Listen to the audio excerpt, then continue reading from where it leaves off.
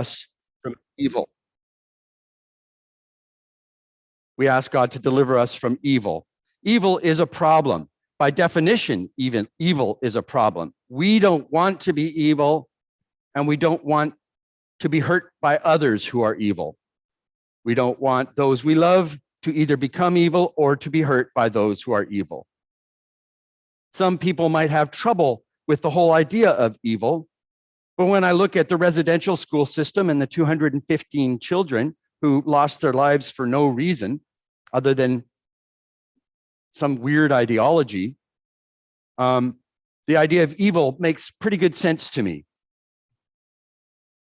I have no problem acknowledging the reality of evil.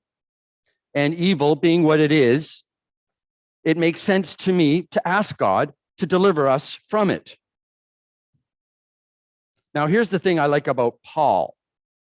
He leans into the awkward. He's willing to consider things that might seem utterly incorrect and even dangerous. For Paul, sure, evil is a problem, but weirdly enough, so is good. So what can that possibly mean? How could that possibly be correct? How could anyone ever say that goodness is a problem? That's crazy. Well, I would suggest that Paul might say, in many ways, goodness is more of a problem than evil. Perhaps not always, but very often, evil itself is driven by a sense of goodness. The monstrous acts in history that we know all too well are often driven by a distorted sense of what is good.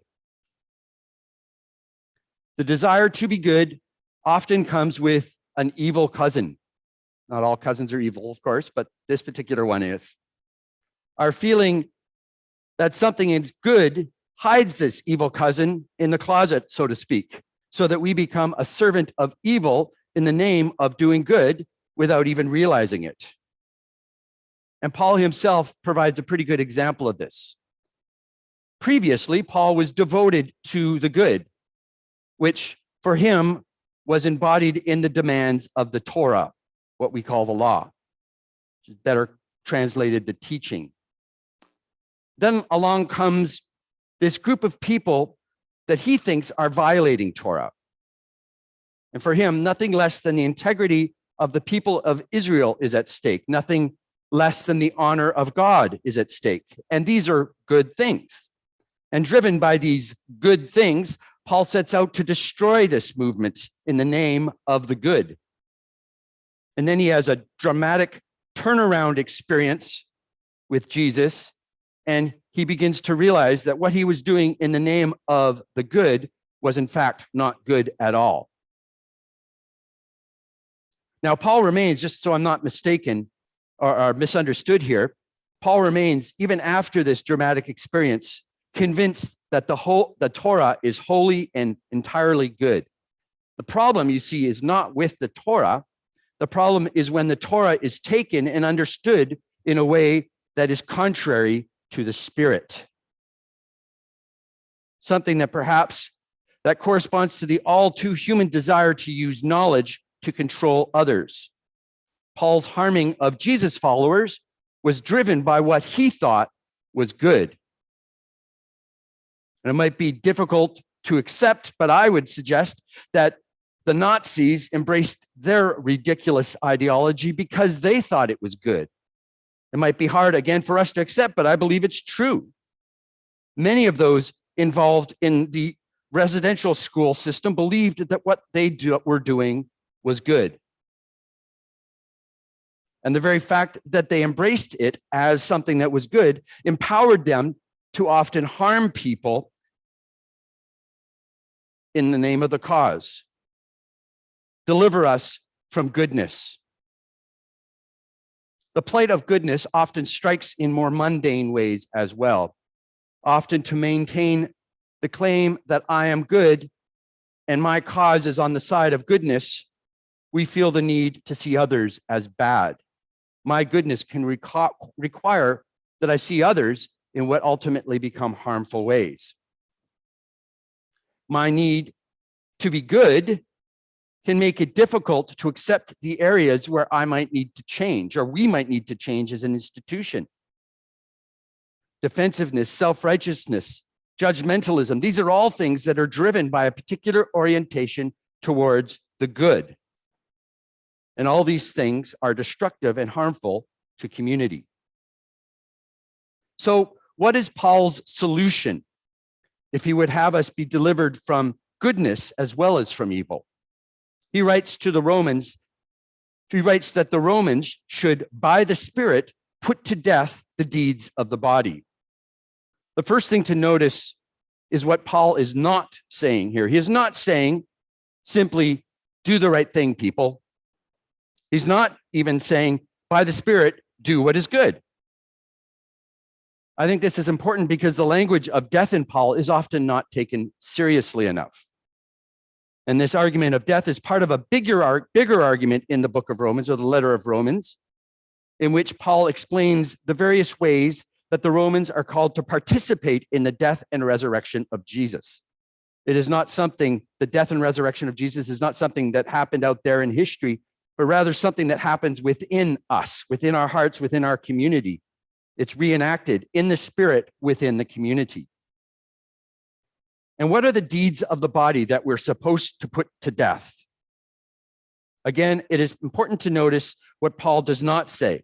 He does not say, put to death the sinful deeds of the body. He does not say, put to death the evil deeds of the body. Because I believe Paul thinks that we need to be delivered from our sense of goodness as much as evil. So the deeds of the body for Paul are all the deeds of the body, the good, the bad, and the indifferent. And again, just to be clear, he isn't saying we need to stop this or that. It's the way we like to think of things. We like to focus on a particular vice that we need to deal with. Rather, what Paul is saying is, in the context of participating in the crucifixion and the resurrection, what is required is a fundamental reorientation to our whole approach to being alive on the planet, rather than just changing this or that about our lives. That's more of a Band-Aid solution rather than a complete revolution about who we are and what our place is in the world. Instead of living from our apartness, from our own autonomy, Paul calls us to live by Spirit. It's interesting, in the Greek, the word "the" is not there, and it changes things a little for me when we say live by Spirit rather than live by the Spirit. It's interesting to me. I noticed it just this last time when I was reading it.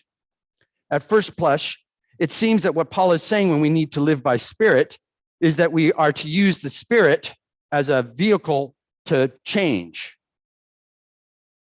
But the Spirit is really not something that we use. It is not a means to an end. It is not like picking up a hammer that I can use to build something with, or getting into a car and driving it where I want to go. This sort of approach to the Spirit is really antithetical to what the Spirit is for us. We do not use the Spirit. I would suggest it's closer to the truth to suggest that the Spirit uses us. We are the instrument rather than the user.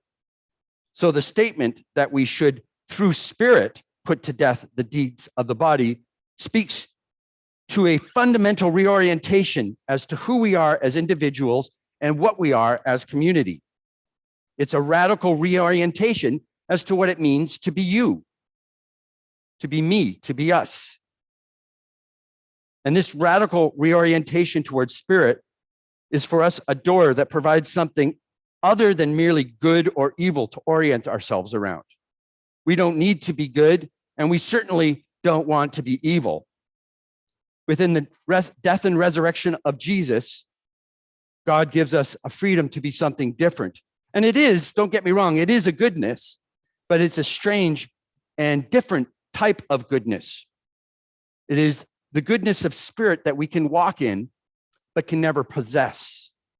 We can exist within this goodness, but can never really claim it as our own. It's the spirit of the world. It's the Spirit that inhabits and enlivens all life. And it's not ours to own and to utilize.